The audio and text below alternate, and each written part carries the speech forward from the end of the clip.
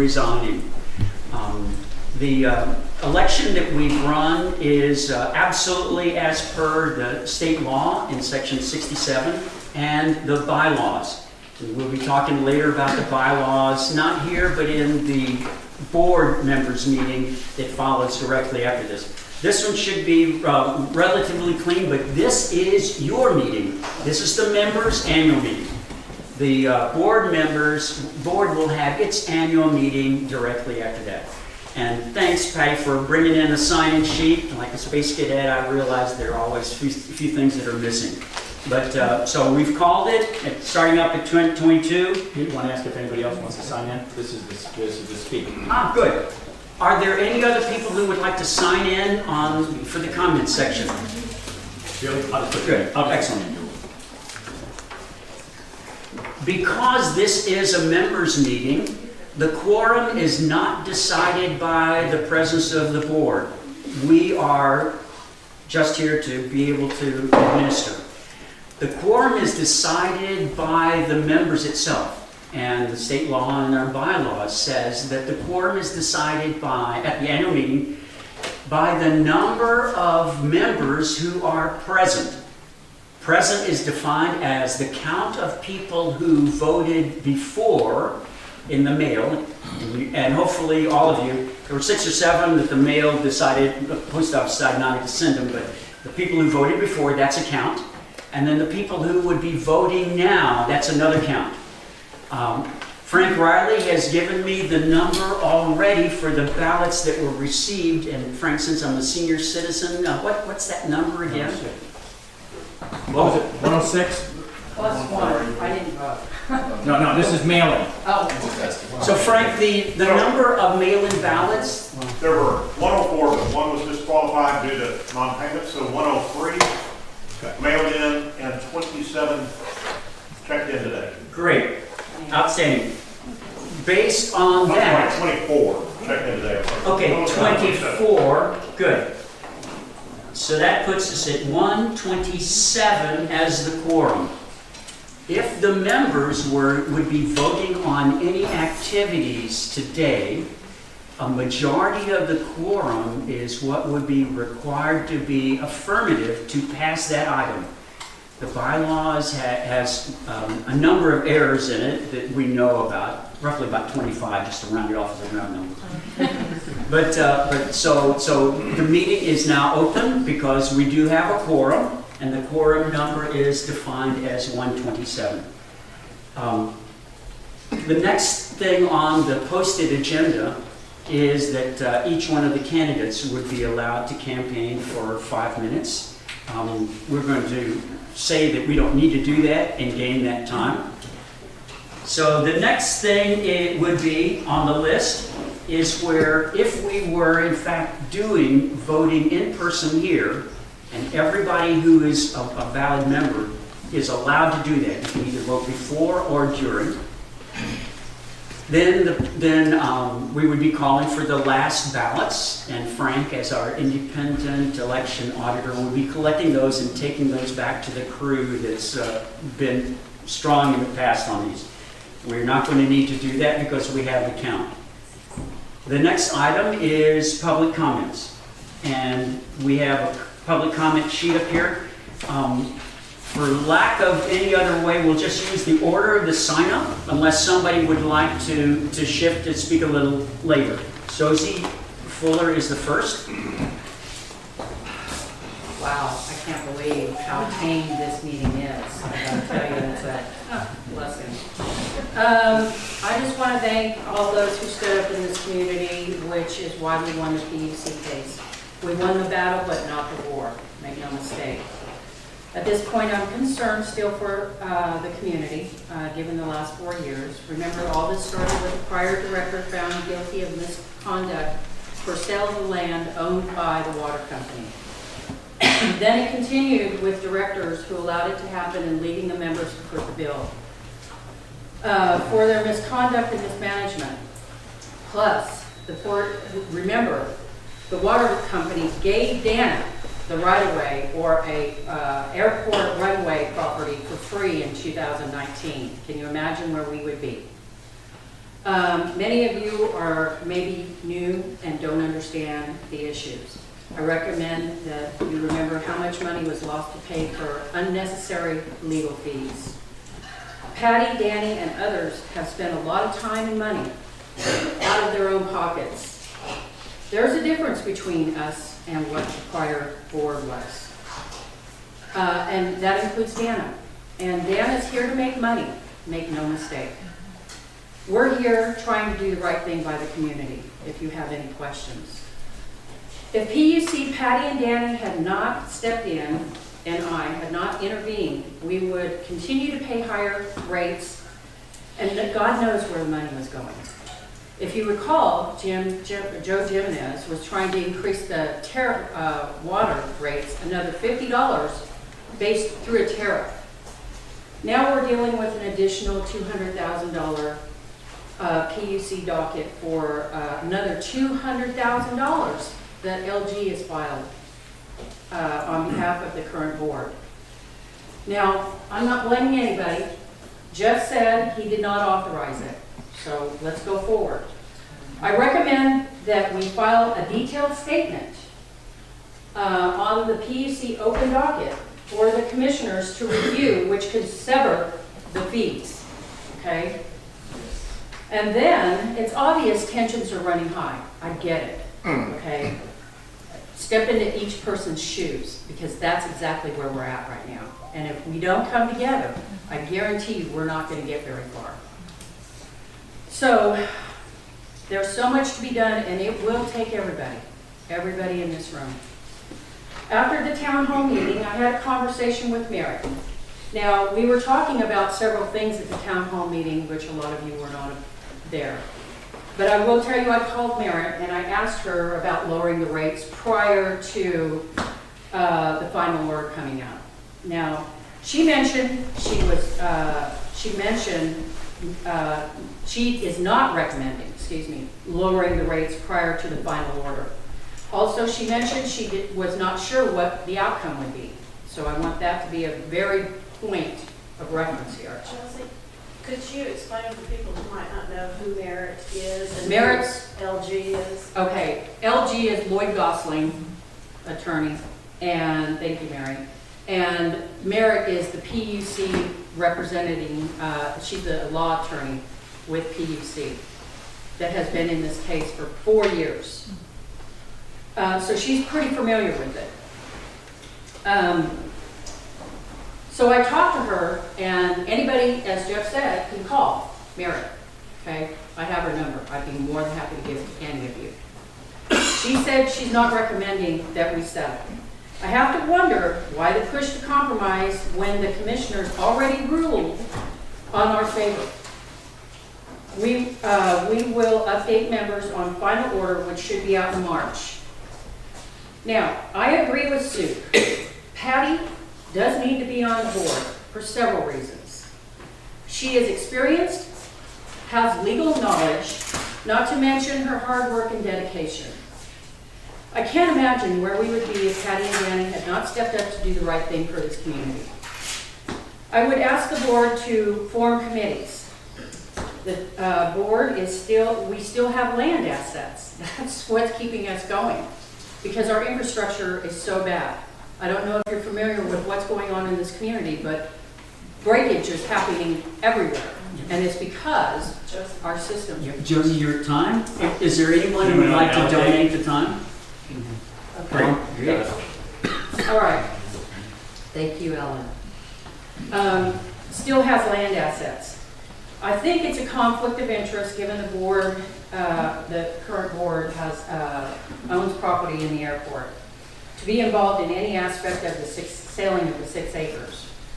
Please keep in mind these assets can be used for upgrading our infrastructure.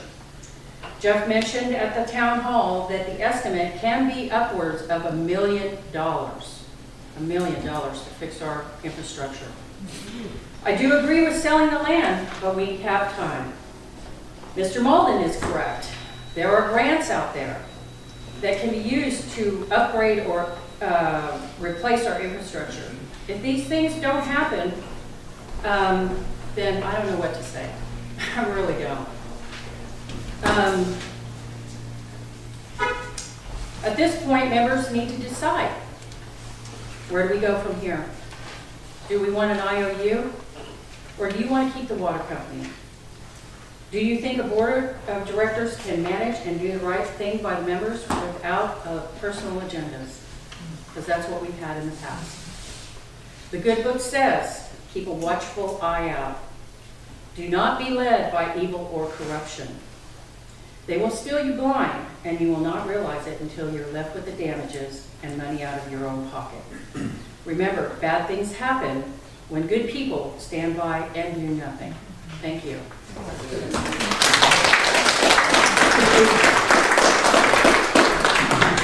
Patty. Oh, hang on a second. No, no, it's fine. I just wanted to get that deal from the board for accounts. Yeah. Well done. Thank you with all this. Appreciate it. That's done, yeah. Okay, thank you. Thank you all very much.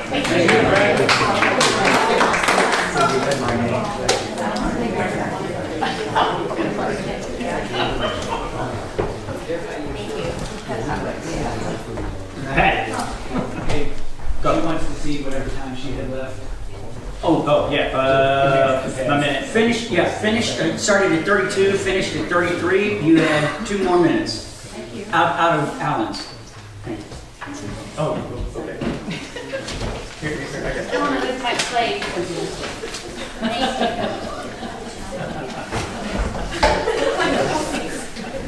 School teacher. Okay. Where does it gavel? Recess in 1 hour. Okay. I'm Patty Plunker. Most of you guys know me. If you don't, I am one of the ratepayer representatives with Josie Fuller. Thank you. Last 4 years. Woo! Roller coaster. Oh, okay. Never been accused of talking well.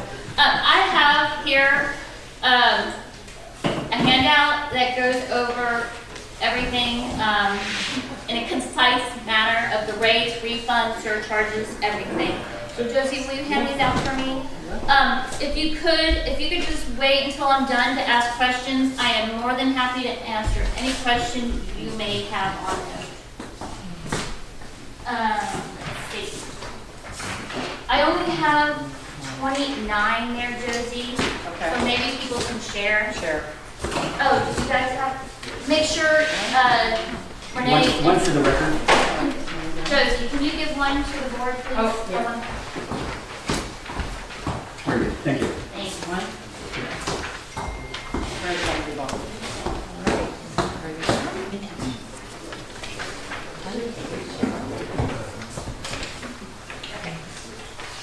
Are we ready?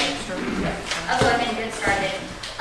So when you're looking at this, the first page should be the heading Ratepayer Representative New Rate Calculation. And as a ratepayer representative being involved with this for 4 years, it just happened. I'm a walking, talking encyclopedia when it comes to this.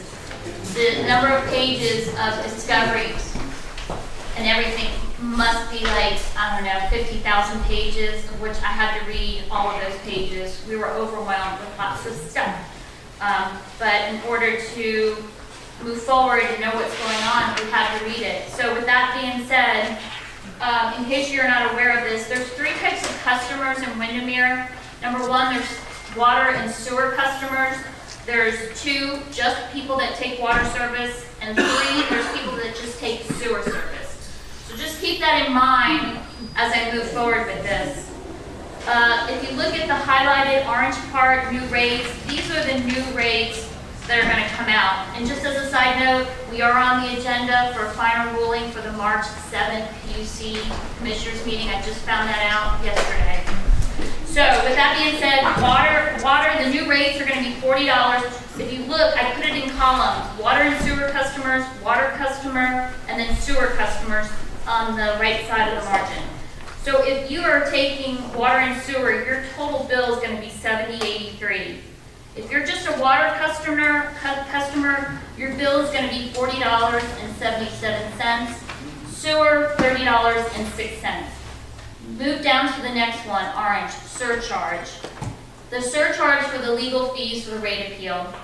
We fought not to have them, but they got awarded $478,000. The surcharge is $39.21. Just move across, that's for everyone. Doesn't matter, water and sewer, water or sewer. So that's that. You move down to the total new rates and the surcharge. So you're looking at 110.04 cents for your rates, including the fee for the surcharge, and then 79.98 for water, 62.27 for sewer. Refunds, what do you have coming back to you? For water, you have $43.59, sewer, $32.03. Total refund is $75.62. Just go across and you'll see for water and sewer, so their refund is $43.59 and $32.03 for sewer. Now we get down to the good stuff. What is the final rate that you're going to be paying? And keep in mind, as a side note, these are base rates. This is just to have, this is just to have water service. Yeah, Patty, Tom has donated time, so you're on Tom's now. Okay. So the final rate calculation, including the new rates and surcharges and refunds. This is the last highlighted orange part. So your total new rates plus the surcharge, bringing it down from that green column, is 110.04 cents. You subtract the refund, $75.62, and if you are a water and sewer customer, you're paying $34.42 a month just to have water, not including tier rates. Water, you're $36.39, and sewer, you're $37.24. So look at that asterisk I have on the bottom. These are the new rates only for the ratepayers that have paid the old rates since their inception. If you came on the second year into the rate increase, or the third, or just last year, your refund should match the year that you came on. So for the first year they charged those rates. If you weren't paying that, then you should not get that refund. It should go in a line matching month by month, by year. So unfortunately, I know some people may not be happy about this, but if you didn't come on and start paying 2 years into it, you will have to pay that surcharge, but you won't get the refund. That's how it works with the numbers. You will get the refund, but it'll be down the road. So all others will pay the rates of the total rate surcharge, see below. So you'll see it's 110 that you'll pay, water you'll pay $79.98, sewer you'll pay $69.27. So how does this work then? Number one, the WOWC, like how does this all play out? The WOWC, the water company, will need to look at each month of billing beginning with the old rates. So they'll have to do, because this was in the rate appeal, they submitted all the billing for each month for years. So we have it, if we don't have those records, we have it in the rate appeal. And so you look at who was a customer that month. All those people that are still customers are the ones paying the new rates and the surcharge with the refund in it. Sounds tedious, I get it, but it has to be done in order to make sure everybody's paying the correct rate. On the opposite side, or I'm sorry, the other side, number 2, those who were customers, so I already explained that one. 3, those who were not customers, I already explained that one. 4, this is what I recommend to the board. The WOWC will need to put together a committee of volunteers to look at each month so they can compare that to the current customers to determine who pays what rate. I kind of crunched the numbers and I was like, okay, for me, what would that take? Looking at who are the customers and who are the customers today. And I was like, okay, that's 2-3 hours to do just 1 month. I thought, wow, there's no way the board can do this, or the assistant. We need to have a committee do this, and people that actually know this. So I suggest we get people in the community to get on a committee that know who are, have a good understanding, have been here for years, or even new people. But go through that, and there's nothing confidential about it. because we are member-owned, we're a nonprofit, that we are allowed to see that information of gallons and what they were charged. It's outside vendors that can't see that information. So that's my recommendation to get this going. The PC Commission will approve this at their March 7th meeting. At that meeting, the order will say it's effective April 1st, so they'll go through, everybody will be charged the new rates in April, but the bills don't come out until the end of April. So you have time to work on it. So we have a committee that you can get together. If you start that committee, I don't know, today, or get those people to sign up, they can hit the ground running and hopefully knock this out in the next 3 weeks, hopefully. Then also, if we're taking in additional money right now, we need to set that money aside and put it in a reserve account for the overcharge that we're doing right now. Another thing is the bylaws and the tariff do not allow for a surcharge. So you're gonna have to figure that out. You're gonna have to, the new attorneys look at that. And if that means, you know, the bylaws have to be changed, they have to be changed to allow for the board to do that. So revenues, let's talk about revenues, and I'll touch on it real quick because I know I'm rambling. To determine the revenue that we're bringing in, and I know there was a handout on Tuesday, but there was some information missing in there. We actually have 302 water taps and 282 sewer taps. Well, they don't really have taps. But that's information that the previous board put forward to the PUC. And that's in, I think, one of the dockets. I'm not sure which one now. There's 3 dockets. So that's their numbers.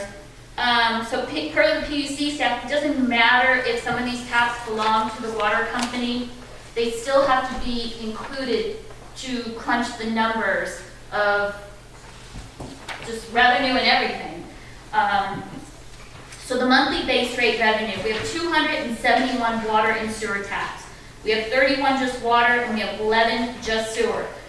Based on just the base rates, you look at what we're charging, you're gonna bring in $10,000, almost $11,000 a month.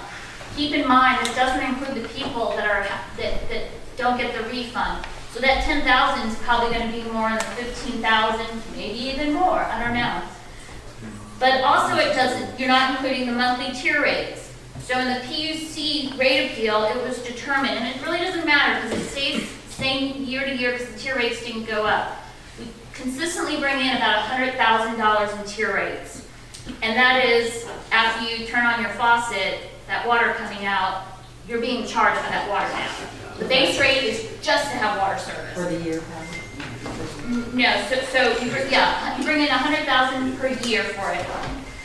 What that breaks down to is for water, $7,000, for sewer, like $4,600. So the amount is $11,535. You put those two together, you're bringing in $22,400 a month. And these are firm numbers. I'm not pulling this out of the sky. So that's your revenue. And this doesn't include late fees, standby fees, equity buying fees, miscellaneous income, and investment income. And I'm thinking that eventually that'll be bumped up to $30,000 that you'll be bringing in.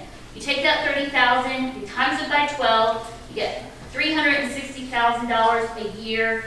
That is what the PUC commissioners came in at. 368 or 370, I think they said. So we are right on target, and we're fine. We can pay our bills, and we can keep the lights on with these new rates, contrary to what you heard. That's it. All right. Thank you.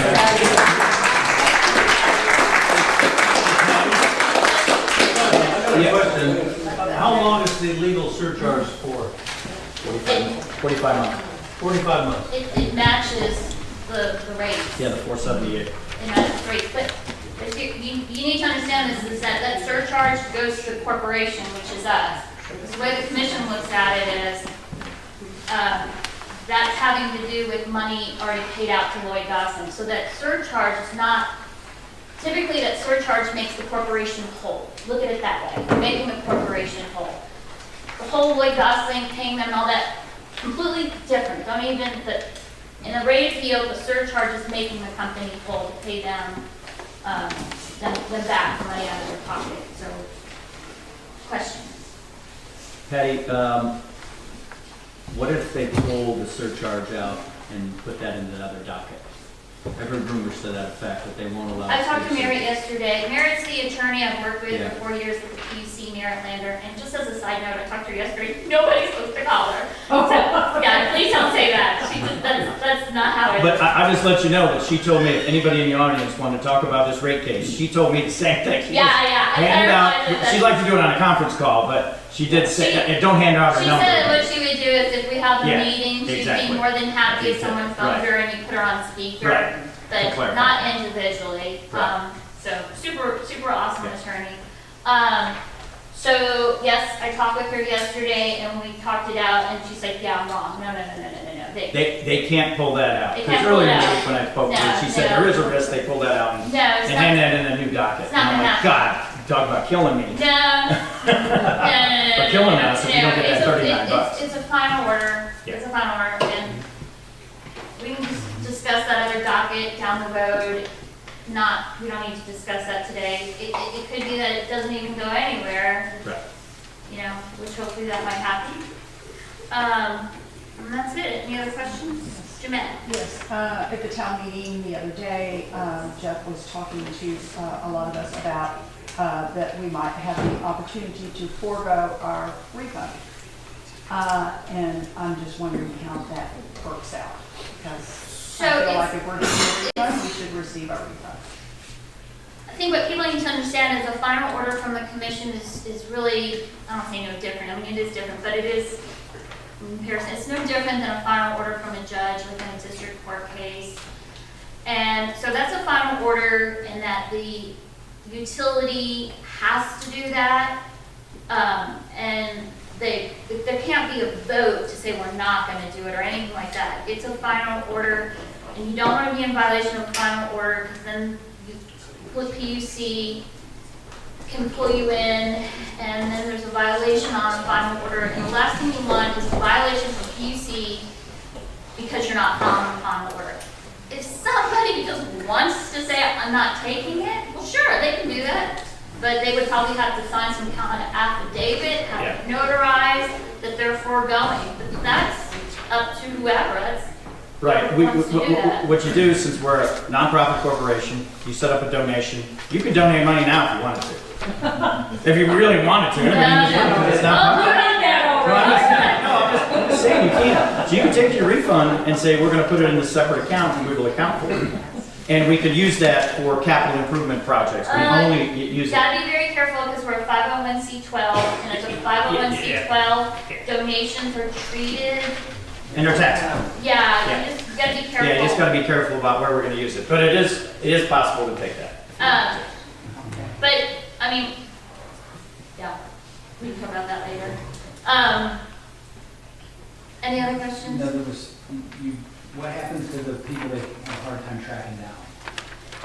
So, it's just like any utility, when there's a deposit and they leave a deposit, it's no different. That money is earmarked for that customer, and that customer is entitled to that refund. And so, if you make several attempts to find that customer, they don't forego that money. You have to put it in a reserve account, and after so long, then you have to get with the state comptroller, and you have to inform the state comptroller of that, and then they have to get the money from the state comptroller. I think everybody's pretty sure of that. Like sometimes you'll go on, you're like, oh wow, I've got some money sitting with the state comptroller. Same exact thing here. That money is not our money. It's not the corporation's money. It's that customer's money that overpaid. So the corporation is not entitled to it. And once again, it's revenue that comes back to us. Think in terms of a 501c12. Where do you put that on the taxes?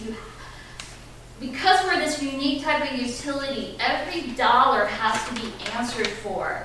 You just can't, it's not play money. Right. Everything has a reason, and while we can make a small profit, the balance at the bottom, I mean, we should kind of zero out, if not maybe, I don't know, $100. We shouldn't be negative and we shouldn't be really fluid.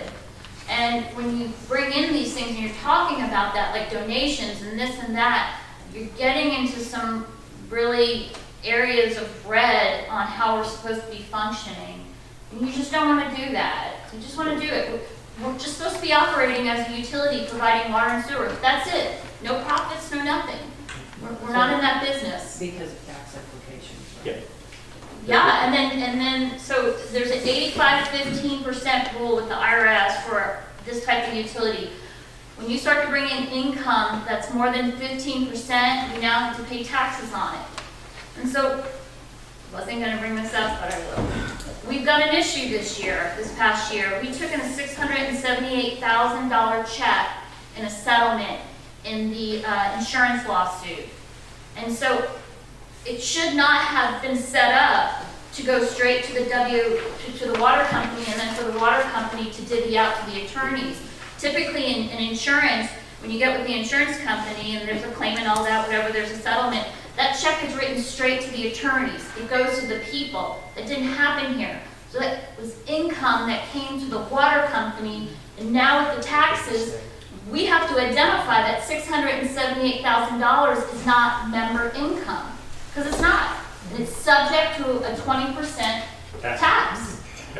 And that's what I mean when we're supposed to be operating correctly.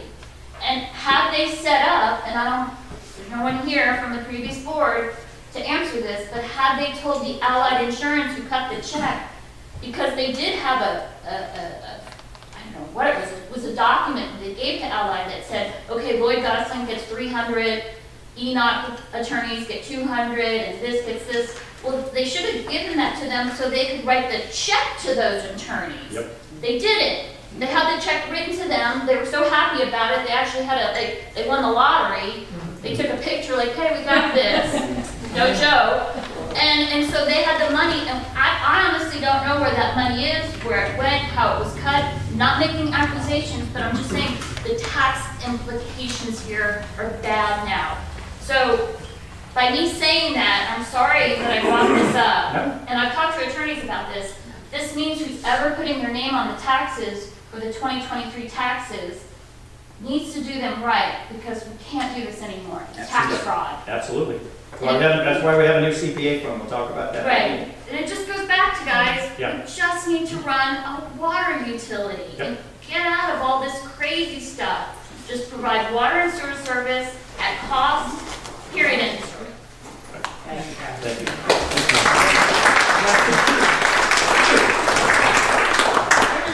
I was just curious, because of all the water repairs that we've had recently, is it because of our antiquated system, or is it because Spectrum drilled into Can I take that? You mind? Well, I'll add. Go ahead. So it is 30 years, so the life of infrastructure for a utility is anywhere from 30 to 40 years, depending upon what year they put it in. As we know, it was put in back in, what, the 70s? So, yeah, I mean, we're seeing that. Then you have issues of pressure. The more people tapping into it, the more pressure you have, and then of course you have to keep that PSI a requirement to have pressure for people. So, yeah, I mean, it's a combination of a whole bunch of things, but, however, there are, like it was brought up, grants. I know of several grants that we can apply for.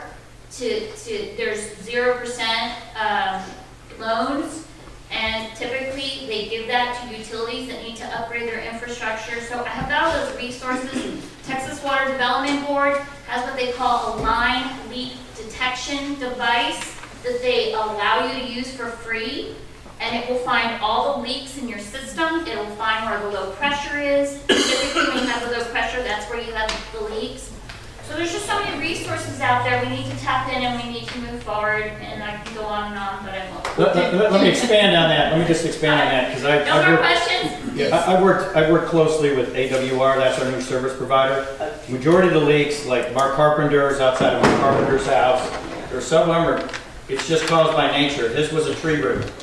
Came up, busted it one day, didn't know about it. The last one that we had was the same.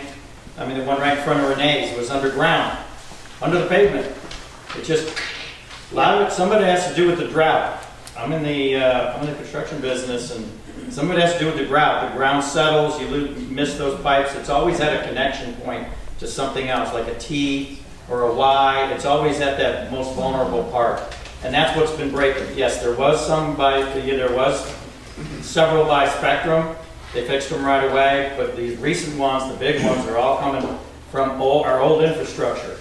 I don't want to talk about this at the board meeting. AWR, who's our nurse service provider, will be coming to our next board meeting in March and walking through all the issues that they've seen at our plant since they've been on board with us for 6 months. Okay. So they've done an initial walkthrough. They're going to come in with a big report and tell us what we need to focus on, what's missing, what's wrong, what we need to, our guidelines for us. These people are really sharp. Renee and I have had numerous meetings with them over the last quarter about that. So you don't think Spectrum has caused any? They did. I'm not saying that they did, but they fixed them. Yeah, they caused them. They're responsible for Yeah, that. they were responsible for those and so on. Because the last fix was on between 506 and 526, where I live, and my water pressure has been very low.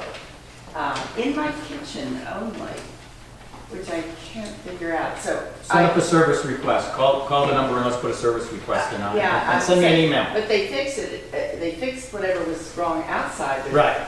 Okay, and I'll do that. I want to go back to Patty's comment about these. Give me 1 second, Brian. Point of order, Oh, if you don't mind. go. So, I'm here because of a members meeting, I understand that, and I'm here because of a published agenda, right? So our agenda at this point is 3 minutes per person, have a chance to speak, and then we get on with the agenda. So, I mean, Patty's a wealth of knowledge. We could be here for a long, long time with a question and answer period. Fair enough. I'm just asking that we get back to the agenda. Okay, fair enough. I'll save that, some of the things for her. Thank you. Let's see. Oh, go ahead. A small add to Brian. As it turns out, Brian, says Patty did ask to have a listed point to be able to update this on the PUC, and unfortunately, it fell off that table which one of my many notes. Okay. But anyway, so it was requested. No, but it's all good. It's all right, good. but you're right. We need to keep on the time. Thanks so much. Bruce. Sign up sheet to speak. Oh, all I'll say is it's been a long time since we had a civilized meeting. This is great. In 2018, they raised the water rates in one day. 71%, the second highest rate increase in the history of Texas. 2020. And 2020, okay. Yeah. And a few days later, they had the next board meeting and 5 people showed up. We've got, 55 here today. That's great. Yeah, thank you. And where are the people that caused all that? Not any of them are here. You done? Done. Thank you. Michelle. I put an excellent, I just. Oh, you want to give her your pad? Got it. Yeah. Got Well, can I use that 3 minutes real quick? Yeah. it. Sure. I also have the equation to do the equity buy-in fee. I crunched the numbers, and based on the 2022 numbers, our equity buy-in fee is supposed to be $6,000. We're getting more than that. We'll talk about it at the end. But you have to use an equation. You can't just pull it out of the air. So just want to make sure you knew that. Knew that. I would bet anything 2023 numbers are going to make the equity buy-in fee higher. Yep. So we have not been pulling in the money we should. Yep. Talk about it before the meeting. Danny. And Juliana. Unless somebody wants to give you. Oh, no, it's fast. I wanted to apologize to everyone at the town hall. I lost it.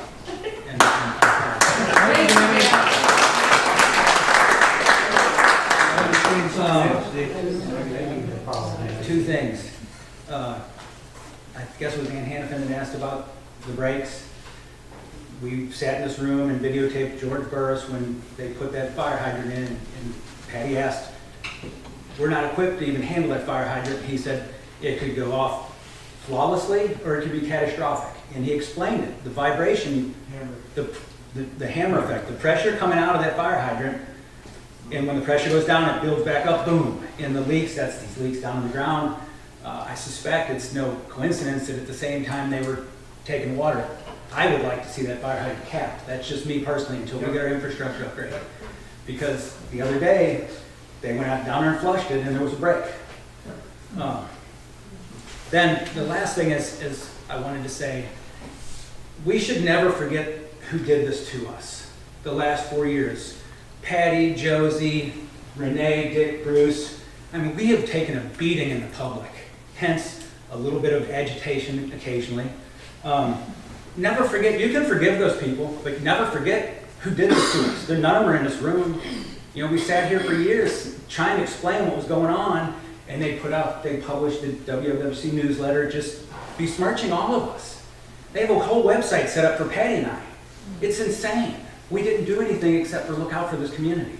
We've lost money. Patty and I mean, we got an attorney bill coming due real soon. It's on us. Anyway, don't forget who did this to us.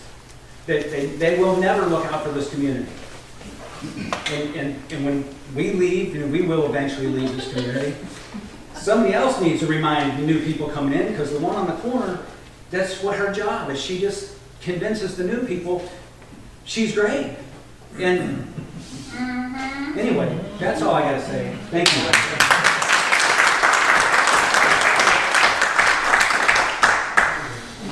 Julie Newman. Alan, did you want to say something? Yeah, he gave her time. I was going to give my time to Sally. Okay. Anybody? Good. We've completed the comments? Excellent. In your members' packet, there was the draft of the member minutes from April the 15th of 2023. And Marvin gave me a call and chatted about it and things like that. So those draft minutes are typically the kind of thing that should be sent to each of the members to be able to peruse. They are draft because at the members' meeting, then there is discussion about those, just like at a normal board meeting for the board minutes. And they can be updated based on input that coming from the members, and then it's a voice vote from the members as to whether they're approved or not. Okay? That's Robert's Rules of Order. So, I gave two people books that they wouldn't read, but that's all. I had one minor change, but I forgot to bring it with me. I think that's something that's, you know, life-altering, but I Okay. can't remember what it was. And Marvin, you requested for us to, for the notation for again, what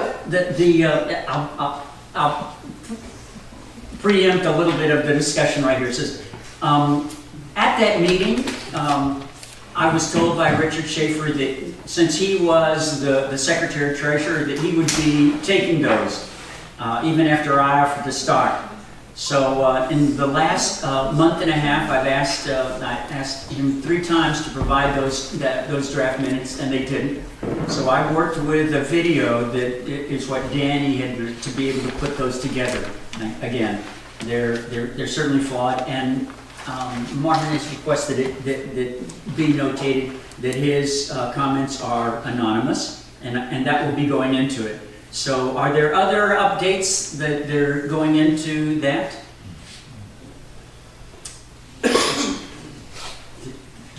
Who did not read get their mailing packet? There were probably 5 or 6 that had to request duplicates, right, from Frank?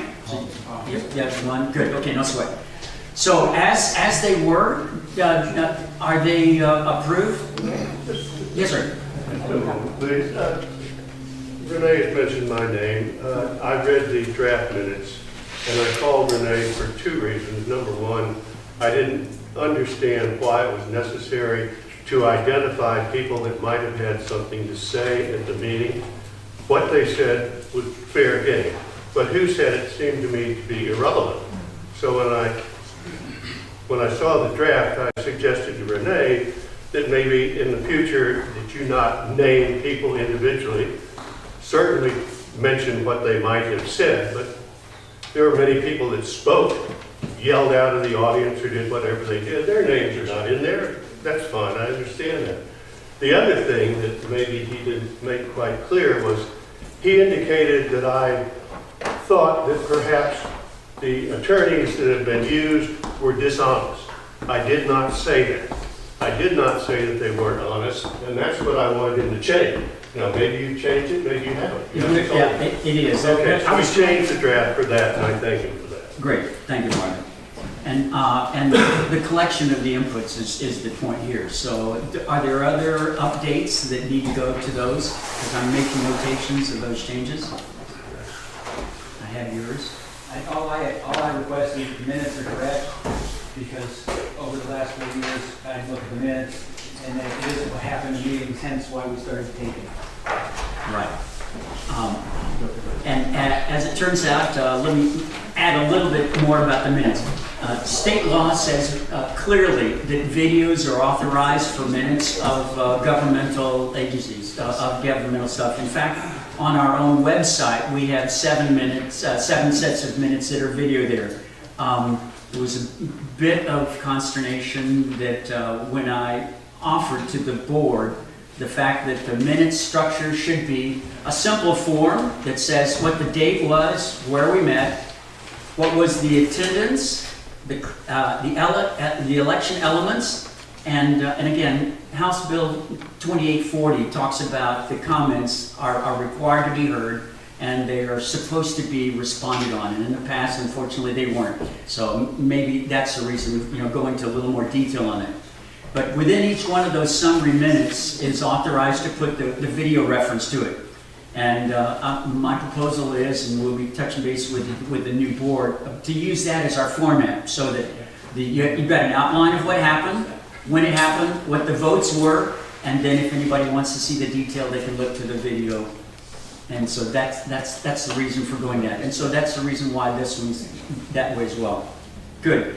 So with those corrections, it will be updated, and then those minutes will be posted on the website. Another small point that's actually jumping from something that Joe Jimenez was angry about, that minutes were not provided, have not been posted for the board minutes, and as it is for the first 3 board meetings.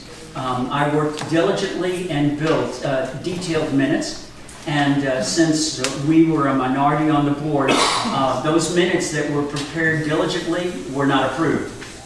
As a result of that, I kept taking notes because the state law says you must take notes. But interesting enough, our bylaws and the state law do not require them to be posted. That's a little crazy, so that's one of the 25 elements that's going to be built into the bylaws when the committee works on those. They're going to say when they're going to be posted.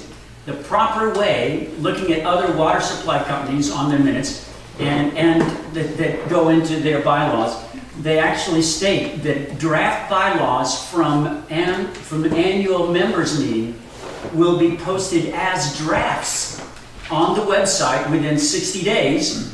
And then they will be analyzed and voted on at the next members' meeting. And that's the right way to do it. So it's fresh, the draft is available, and then they're voted on by the members. So that's a second point that's going to be going into these bylaws. Good. So thanks for that.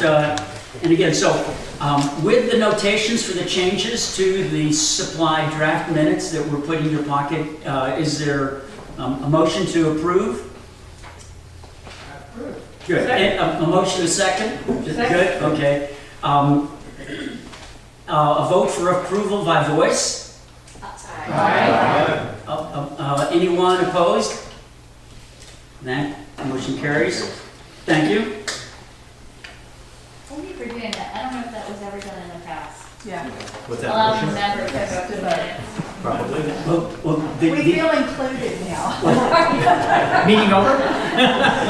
But verse 2 of Kumbaya is coming next. Good. But I was, again, I'm new to this job, and I was a little appalled when I read the agenda for the April 15th members meeting that last year. The point was on it that the board would vote to approve the members' minutes. Can't do that. And I fell out of my chair because I can't do that. And it's It's over. Done. Move Good. forward. Moving forward. So, now, item 6, updating the reports to members. And again, so since Jeff has been basically our vice president for operations, if you would you address that? Oh, yeah, yeah. No sweat, exactly, yeah. So, everybody's been aware that, obviously George left in the middle of January. Since then, or since September 17th of this last year, he brought in a new service provider to help him out because Corex had left him. They're AWR. We really like them. I've met with them probably about 8 individual times just to understand them, go through their operation, how they report, let them know the chaos that we have. Renee and I have had several meetings with them, and we've been under temporary contracts with them for providing our services. They run our water plant and our sewage treatment plant. They're the guys that you see in the AWR trucks. You call their offices and such. They have a full program to do not only operations, but also for billing. And we'll talk about that more at the board meeting coming up. But as far as operations, we're still producing very, clean water. And same with our sewage. They will be, as I indicated earlier, they will be coming in a March meeting, which we'll probably schedule, to give you a full analysis, paralysis of what they've seen over the last 6 months about our plant. And they have some concerns, obviously. They're coming in new. They manage about 8 water utilities around the area, and within Spicewood over to Austin and such. So they're very familiar with this. They've seen water plants. They've lived in them. They have an engineer on staff. This is a PE, a professional engineer, who's come out and looked at our operation. They're going to ask the company to invest some money into doing a more detailed operational audit, which is one of the things we talked about, one of the things that I suggested way back when.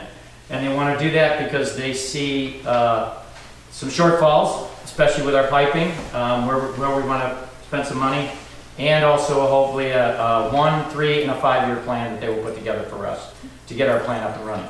I think at our last meeting they said that we had with them in December, they were like, or January here, they said, we're surprised you guys can process clean water out there. Seriously, that's kind of what they said, and I'm not lying because Renee was right next to me, after their work. But they'll bring us around. They're very excited working with us. We're working with, Renee and I have been working with the president as well as the founder, Hal Landon. They're very accessible. They will come to every meeting. Every board meeting, they will present the operational report to the board. It's in their contract. They're contractually obligated, and they have a full set of reports that they're going to talk about when they're here, and only in March. So go ahead, Ken. Jeff, is this the AWR out of Austin? Yes. It's not the big giant? No, it's a small little organization. Austin Water Resources. They're off of B Caves Road. Yeah, small. Question? Do they believe we should cap the fire hydrant meter? We've asked that question. It's still under review. It's still under Water review. hammer can travel at 3,000 feet per second. Yeah. We got an old system. Yeah. It'll eat it up. Yeah. They're going to look at that. We talked about it at our last meeting. So they're going to look at it. They don't understand why it's there. Fire hydrant could be good, and so on and so on. Yeah. We understand that's why we're slowly getting more and more involved with them. You got to remember, they were managed by George up till the 13th of January. So now that they're managed under our contract. We're going to talk about their contract at the board meeting as well. So as far as operations, they're very comfortable. They're up and running. I don't have any operation reports because they're going to do it for us in March. I'd rather have them speak to you because they're the ones who are going to be carrying it forward, going forward. I know that their response times have been pretty good. They send out the notices when they have a water break. Boil water, that comes from the president. Her name is Tammy Hager. And then it goes to Lori, and then it gets published out to us. So they're working through all of our issues and trying to commingle with us. I think over the last 30 to 45 days, we've integrated them more than what George was doing in the past, because George kept them contained, which shouldn't have been done, because this is what they do for a living. Like I said, I think we're the 9th. Renee, are we the 9th one they're bringing on board? I think we're the 9th utility in the area. And they do like, not Ridge Harbor, what's the place. They do Austin Country Club. They do that area down there. They do some sections in Spicewood. They have Rough Hollow. That's what I was thinking of. They do Rough Hollow. They do a bunch. Yeah. So it's a good outfit. It's a good outfit. And you'll enjoy them. Like I said, they present at every board meeting. And one of their goals, I don't know if I shared this with you, but one of their goals, when Renee and I were in there right before the holidays, one of their goals is to get this down to 5 people. They are amazed that there's so many people come to water board meeting. Because their water board meetings are like 5 to 6 people because they don't care because everything's running smoothly. They get water in chaos. So their goal, the residents' goal, is to get this down by the end of 2024 to maybe 5 people coming because we're running this thing smooth. So that was a funny comment that she made up totally on her own. Totally on her own. So, questions? Yeah, sorry I don't have more, but I'm waiting for that. What kind of fees do they charge? Are they domestic? We'll talk about that at the board meeting. They're definitely lower than George's, for sure. We know that. They're definitely lower than George's. And we're getting some amazing detail. Yes, And yes. that's for the first time, that's beautiful. Yeah. If we're informed, we can in fact do a better Exactly. job of linking with them and communicating. Yeah, it won't be that, they actually force it upon us to present at our meetings. They said, we're not gonna get business with you if we can't tell your water people what we're doing. So I'm like, yeah, unlike in the past where we had to pull it out, maybe he shows up and has a good report. So we'll talk more about AWR's contract at the board meeting. Good. Anything else? Item B is on that is the systems operations, update of projects and strategic plan for 2024. Can we delay that? Exactly. Till Well, March? the idea is that the dust is settling, Yeah. but we have good confidence with AWR. And as soon as you guys get a chance to meet both Hal and Tammy, I think you'll have the same sort of confidence, which is great. And they have 2 administrative ladies that work in the office that are really very sharp. We're going to engage them not only operations but also billing. Billing is down the road.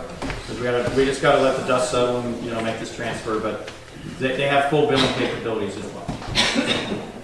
The third item on the update reports, because the update reports are required by state law. There must be a president's and there must be a secretary or treasurer's type report.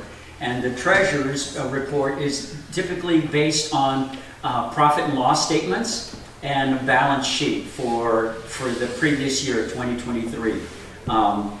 As it turns out, I'm going to say that because this organization has never had an audit, and in the process of building a proposed budget for 2024 that took at least 1 or 2 minutes to build, and that will be discussed in the board meeting then immediately following. I've put together a single sheet that just talks about financial situations. So it would be wrong to give you an idea that there's a valid profit and loss statement or a valid balance sheet, because up to now nothing's been valid. So I just wanted to pass that on, and then the budget and the financial status will be something that's going to be addressed in this next little board meeting. Hey, Renee? Yes, sir. I know that most people probably know this, but can you tell them that the CPA bolted? Oh, absolutely. There was this very, very nice vacuum sound on January the 13th, because simultaneously with George slamming shut his thin book of records and credentials for us, Tim Norton, the CPA organization out of Marble Falls, decided that he and his crew were not going to handle it. So they've backed out. Yeah, and I think they gave us like 5 days, right? Yeah, exactly. And we met that Friday, and he gave me a page. Well, it says Bill Billingsley, because you're working on a project, no sweat. So Bill went with me, and the amazing Tim Norton passed me a stack of 56 pages that was a printout, and I'd asked for it electronically. And so it took me about 2 hours to go through that to fill in all the blanks to be able to get a budget put together. And to be honest with you, and we'll talk about this in the next one, they've actually presented us an invoice for $800 for services provided in that 5-minute meeting. And I'm not going to say that Hades is cold, but it is going to be very, very cold in Hades before that gets paid. I thought we lost it somewhere. No, we'll put it up on the board anywhere. You want to deal with shyster accountants? Call Tim Norton. His name's on the bathroom wall. I'm sorry, I didn't say that. I really didn't say that. So we'll talk more about the replacement and the annual meeting, right? That's correct. But you're right, and Danny's question is right. We need to scramble for a replacement of auditors. Also the CPA that did the taxes voted too. That's correct. Exactly. The auditor, the CPA, and the tax guy. Raven here, and all three.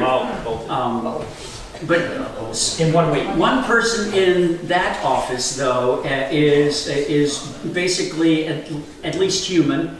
And this lady who was at the lower levels doing the stuff, and she realizes that they're in the wind as well, because it's extremely unusual for any firm doing taxes to get statements that over the last 3 years with PUC were known to be very, very questionable, and then building the tax filings for it. In fact, the tax filing that was filed for the operating year of 2022, it's an interesting 990S. I've done those because I do those for Tennis Village. It's part of the stuff that I volunteer on. The person accountable is listed as Richard Schaefer, and that's absolutely legal all day long because he's the president current. Within the organization structure on the 990, there are probably about 40 questions, and 5 or 6 of them are really dangerous ones that have been mismarked. And the listing of the officers listed me as the #1 person of the Secretary-Treasurer for the board on 2022, and I wasn't even elected. And so the rest of the stuff. So other than those few points, it's valid tax filings.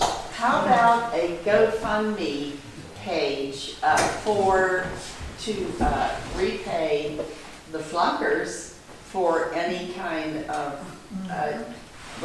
charges? I like that idea, as in fact a couple of church mouse have talked to me, and we're going to touch base on the board meeting for that, because the board does have, by surprise, some discretionary funds that can be used. And I'll address that. And Patty, wait, cover your ears, Patty. Don't do that, because I'm all about. Patty, cover your ears. A paralegal. It's not to you. It's to the ratepayers organization. Okay. That can be done. If I may, Yes, just ma'am. make a suggestion. I know you guys have a new CPA.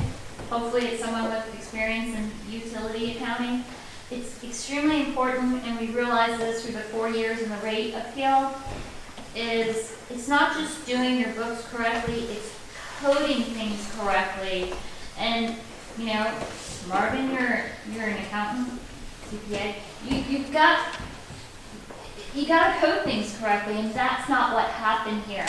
Things weren't coded correctly, and so when we were looking at accounts to see, that was our biggest difficulty in the PUC rate appeal, is understanding why so much money was allocated to this, because typically over the years it never was that much. So moving forward, we just have to make sure that... Absolutely right. The first discussion with Tim Norton at their office, Bruce Sargent was available and pulled him in. We sat down across the table, and I asked Tim Norton, I said, Tim says, you understand that this is a nonprofit organization, and our books are being reported as being cash, and yet we've had for the last 3 years significant accrual Passover and things like that, so it should be accrual. And so actually, before I asked that question, he says, is this about cash or accrual? As we were sitting down at the table. So, newsflash, he knew it. The other thing is that nonprofit organizations, interesting enough, by the Texas Business Operating Code, it's called Chapter 20 is general, Chapter 21 is for profit organizations, 22 that Patty has been referring so frequently addresses only nonprofit organizations, which we have to be, and it says clearly in language that we're required to do our accounting by generally accepted accounting principles. Okay, so the profit guys can do other stuff. We don't have that flexibility. So that's and typically when doing these things, in previous life we used to do some of this stuff. Doing that is that typically you look towards whatever the IRS reporting is required, and you roll that back into what's called a chart of accounts. And our chart of accounts have been wrong ever since day one. Okay, so if the chart of accounts are right, and Marvin, you'll be with me on this one. If they're right, if the booking is done correct, then typically you just get a printout and fill in the blanks and drive home. Have a beer, Miller time, right? Not here. Anyway, so I'm sorry. We're good. Good. So, with your permission, I'm going to say that probably enough has been said about the financial stuff and the 2024 budget. It's going to be suggested it will be addressed in the board meeting immediately following. But it's coming. Item 7 on the agenda are election results. And as it turns out, Frank Riley has provided the fact that as a result of the position 4, the resolution, and wait, I've got a copy of it someplace. Yes. It's a requirement that this resolution has to be read into the record, okay? And at point 7, when we're talking about the election results, this resolution is required to be read here, and it's required to be posted at the corporate office. And so it was posted at the corporate office at about 9:15 this morning, no sweat, so it's on the wooden fence. And it's very simple. Whereas Windermere Oaks Water Supply Company posted notice of the opportunity back when for the 2 positions, whereas only one person submitted an application for the number 4 open position, thus created an unopposed election element. Whereas candidate Judy Miller is unopposed for election to the office of Director Place 4, be it resolved that the Board of Directors declares elected to position 4 Judy Miller. The Board of Directors orders that this resolution be posted at the corporation's main office and read into the record at the corporation's annual meeting pursuant to the Texas Water Code, Section 67. So let it be written, so let it be done. Does she get to sit up there now? Yes, exactly. Come on up, please.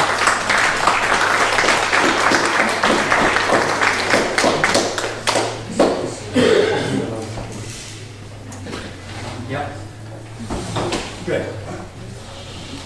Based upon the report that has been officially signed, and it's required by state law, it's also in our election procedures that we're doing properly now for a while, explains that for position 5 is that as a result of Jay Lefevre's withdrawing from the running, so the elections for position 5 is that Julie is elected for position 5 as well.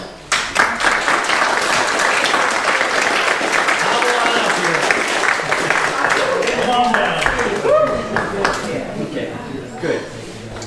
And as a result of the resignation that Richard Schaefer tendered to us a couple of days ago, we have an element on the board meeting because by the bylaws, the board has the authority and the right to fill vacated positions. State law says that they must do that within 60 days.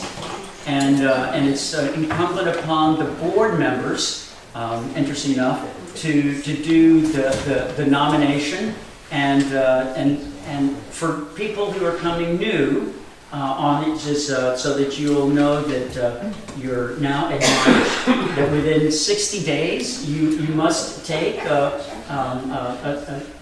Texas Open Meetings Act certifying course, and I'm going to upgrade that a little bit.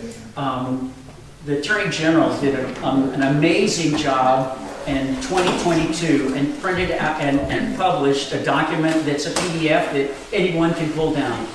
And it's really, really remarkable how to run governmental meetings for the open meetings requirements, okay? It's actually beautiful. Unfortunately, the lawyers, Lloyd Gosling, have not read it. Sorry, I missed that. Either way, so you ladies do know that you're on the hook now. And one of the things that we will be talking about at the board meeting as well, there's several positions, several activities that have not been done or been done pretty casually in the past. One of them is records retention, and George was appointed to that probably 6 years ago. And in the May meeting for the board, I made a point of bringing that to the surface because George was identified previously as the person accountable for records retention, and it was within our tenure that we got a chance to battle. We mentioned, sadly enough, those records have not been retained, and we will be working hard on them. One of the things that we'll talk about later in the board meeting is the mechanisms of the audit. And one of the requirements of PUC is in writing that 2023 must be audited, and those records have to be presented to the PUC. So as a result of the auditor, again, the auditor organization was very qualified, that's done work in the water company as well. I had to do, looking at about 15 different folks, and I gave that spreadsheet to Richard anyway. We signed a contract with an organization out of Killeen, but they went radio silent as a result of, in my humble opinion, external contact coming to them and telling them not to do anything. So as a result of that, the organization has the accountant, the CPA organization that we will be working with, actually has a completely separate branch that does audits and tax, and so we've initiated that they are will do that for us. And one of the documents that the board will get a chance to see is the preparation for the audit, all the requirements that are necessary. So that'll be something that we handle in the next one. But it's also going to be, and the nickname for that organization is going to be called MBB, because their real name is Montemayor Bender Britain. And that's a mouthful, so we'll call them international. MBB. Yeah. Well, they got a Texas draw though. Absolutely, they totally do. Just to pass on some information, if we truly want to move forward with getting a grant, because they are out there, I do know that one of the requirements is that you do have to do audits. You have to do yearly audits. So just to qualify and do the paperwork, you have to be able to point to previous audits. So Absolutely. keep that in mind. No problem. To build on that, the 3 loans that the organization has open now with CoBank, and it's relatively good terms, but not as good as the USDA. However, one of the resolutions that will be signed in the board meeting immediately following is a resolution to transfer the individuals who will be the prime contacts and accountable for that.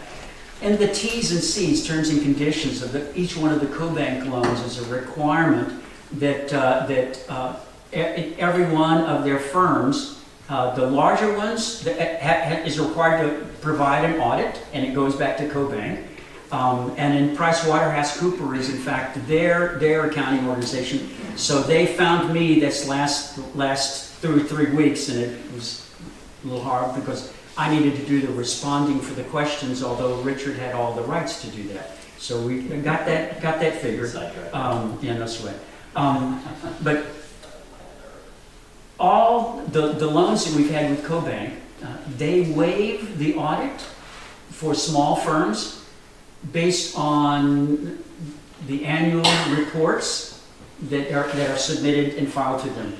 Sadly enough, that we know that there's severe questions about the last 3 annual reports because of the PUC, thankfully, going to that very deep. So again, we've got to clean up the act. I have a question. Yes, ma'am. Because one of the things I want to know is that line of credit that was extended from CoBank, is it maxed out? I'm just asking. I don't know enough about a line of credit. Financial statement. Yeah, exactly. What I will be providing is the balances on those 3 loans and what has been paid. And I don't know if any one of those is a line of credit. I do know that a couple of them are based on capital background. So the original filing documents are again, not been retained, but we'll get those from John DeLuca. Another curious thing that I passed to Patty a little earlier. We were elected April the 15th, 23.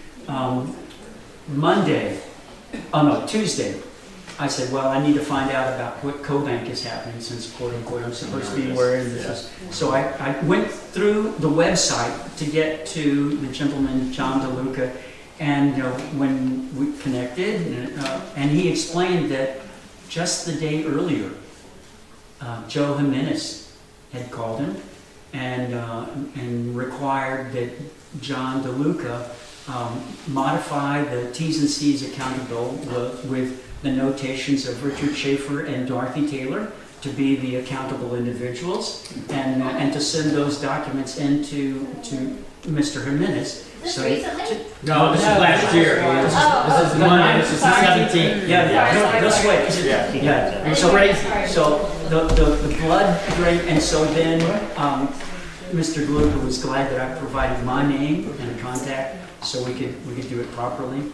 And even the resolution, because as the board changes, we have accountability for keeping the records straight for that, even though it was initiated with so we have to sign that.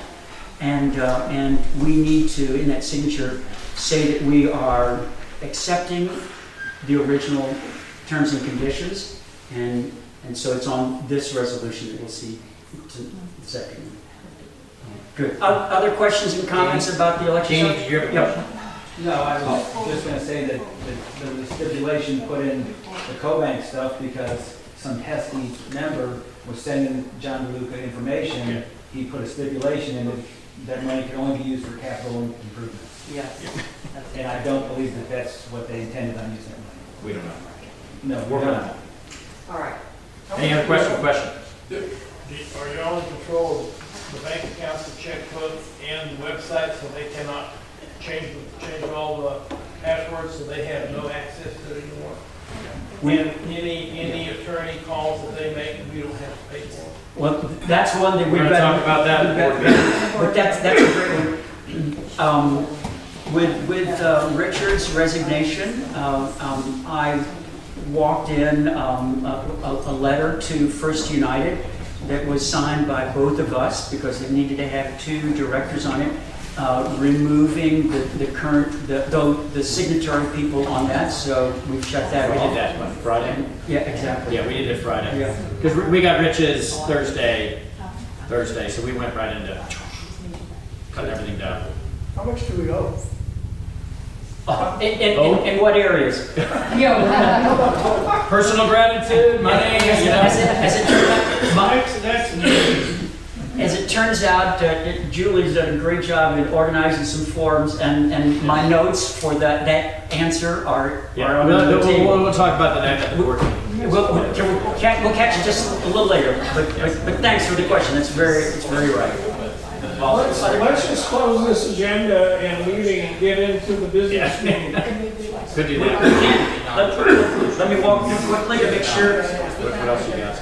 Oh, yep, the election results, closing comments, well done, you're reading it. The meeting is eligible for adjournment. Any comments? Yes, sir. Move to adjourn. Motion to adjourn. Okay. Second. I hear a motion. Second. All in favor?